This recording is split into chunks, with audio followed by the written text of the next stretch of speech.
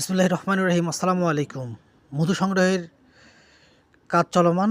মধু সংগ্রহে ব্যস্ত সময় পার করছে বর্তমানে এই মধু চাষিরা। বাংলাদেশের এখন সরিষা ফুলের মৌসুম চলছে। এখন গোটা বাংলাদেশেই সরিষা ফুলের একটা উৎসব চলতেছে।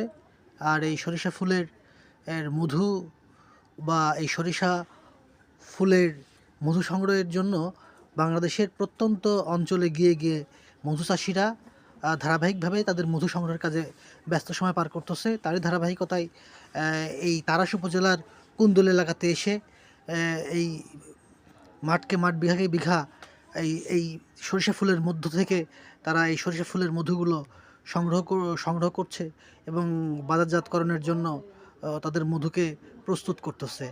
আর সবচেয়ে বড় কথা, এখানকার মধুগুলো আপনারা পাবেন একদম অর্গানিক। সকলেই এই মধু সংগ্রহ নিতে পারবেন